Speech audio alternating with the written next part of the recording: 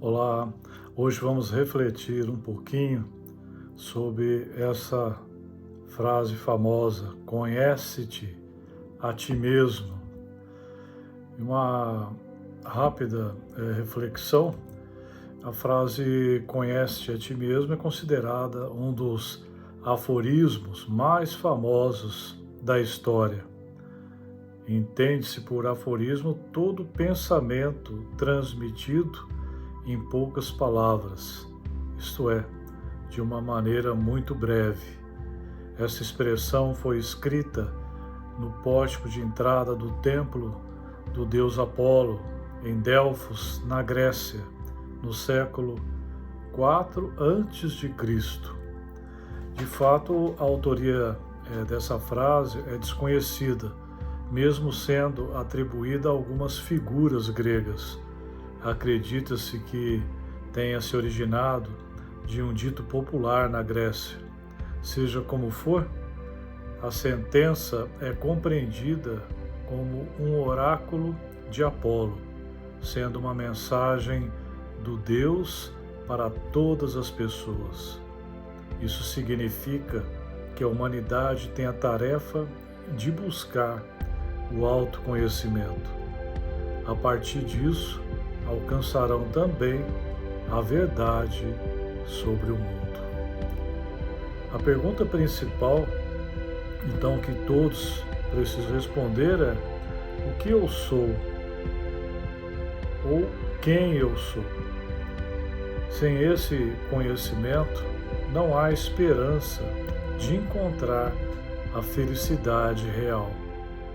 O fato é que muitos não conhecem a si mesmo, não conhecem o seu verdadeiro ser. Pouquíssimos de nós temos essa consciência. O ser que percebe como você mesmo é uma ficção elaborada, tecida na mesma trama a partir de muitos fios diferentes, tais como o seu nome, a aparência física, valores e crenças que mantém e os diferentes papéis que desempenha ao longo de uma vida. Nem o seu ser verdadeiro está de forma alguma relacionado àquela persistente voz irritante dentro da sua cabeça, que o empanturra a força, de uma maneira assim forçada, com um comentário contínuo sobre tudo que você pensa e faz. Então temos aí esses pensamentos que ficam rodando a nossa mente, mas eles muitas vezes não somos nós. O verdadeiro ser não tem nenhuma relação com as histórias do seu passado, relacionados na memória e que, remendadas juntas, parecem compor sua história pessoal, a linha do tempo da sua vida na Terra.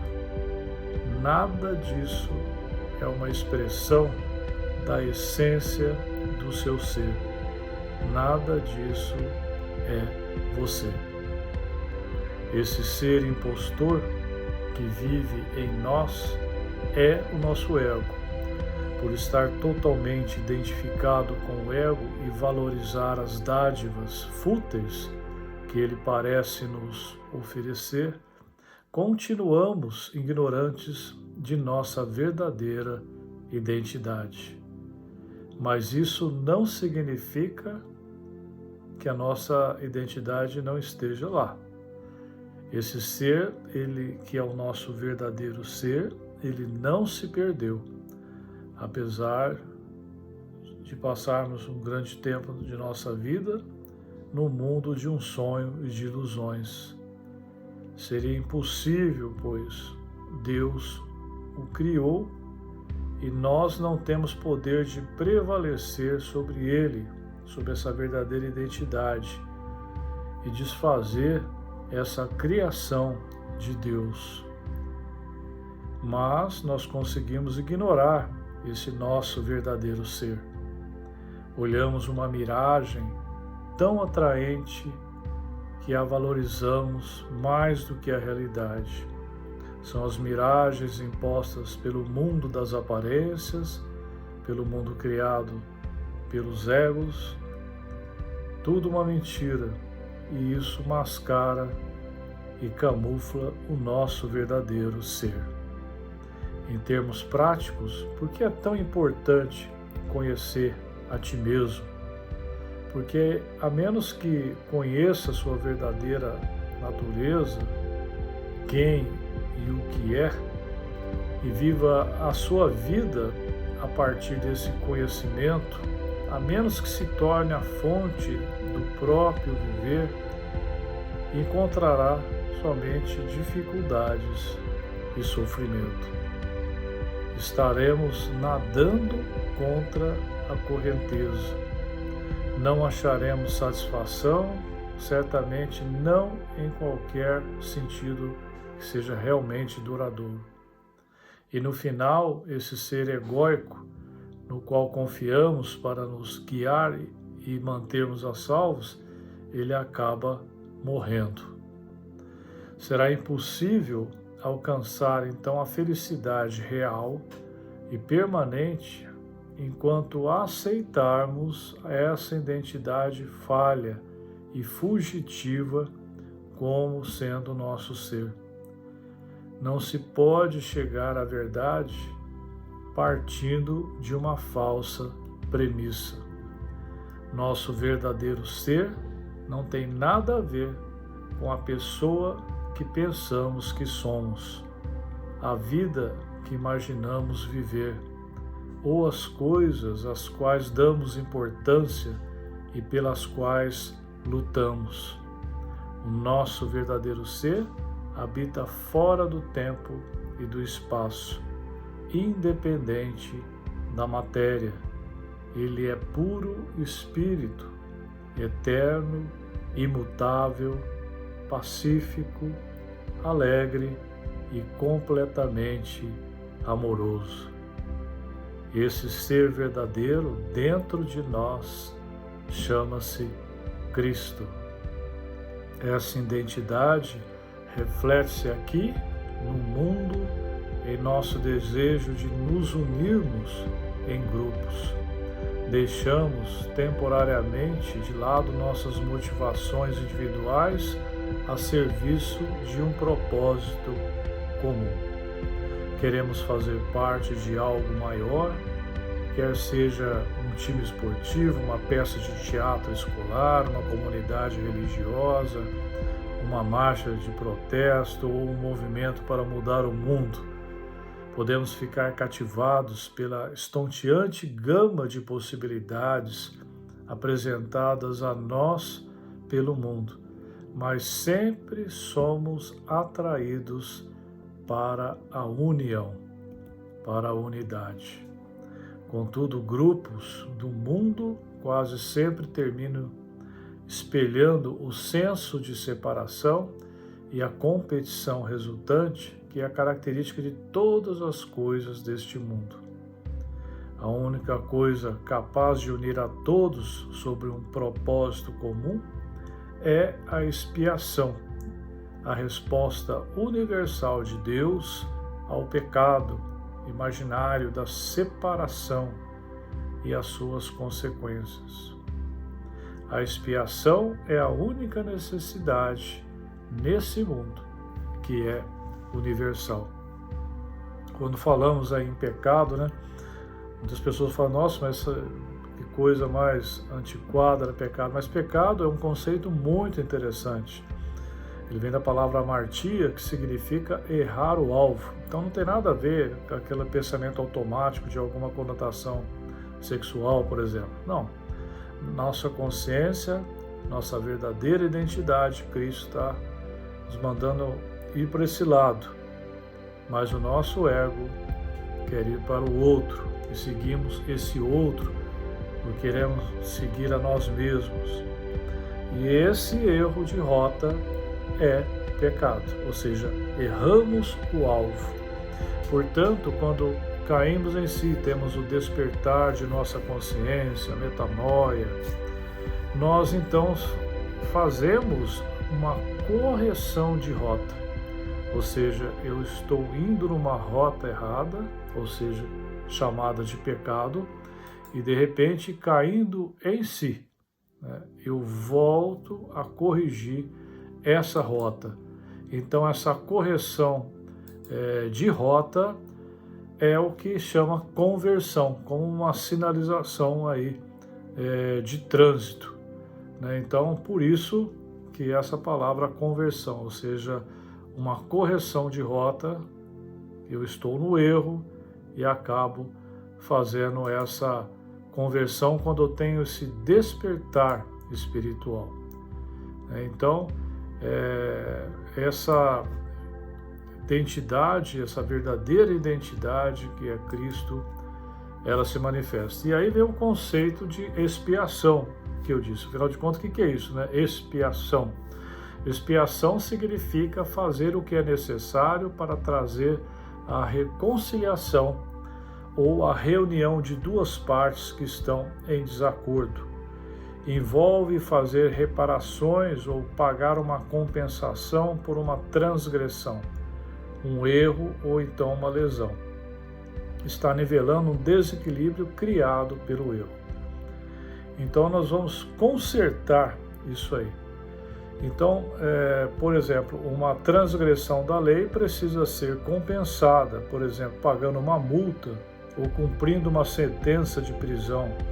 Em alguns países, um crime especialmente grave deve ser expiado pela morte do criminoso. Essa é uma tentativa de restaurar o desequilíbrio causado pelo crime, causado pelo erro. Então, no universo religioso, aqui vamos focar na tradição judaico-cristã, né, o pecado é a transgressão da lei e da vontade de Deus e, portanto, ele é irreconciliável com Deus e com a vida eterna. É incompatível. Se nós estamos no pecado, nós estamos no caminho errado, ele é incompatível com o caminho de Deus. Então, por isso que o pecado significa errar o alvo.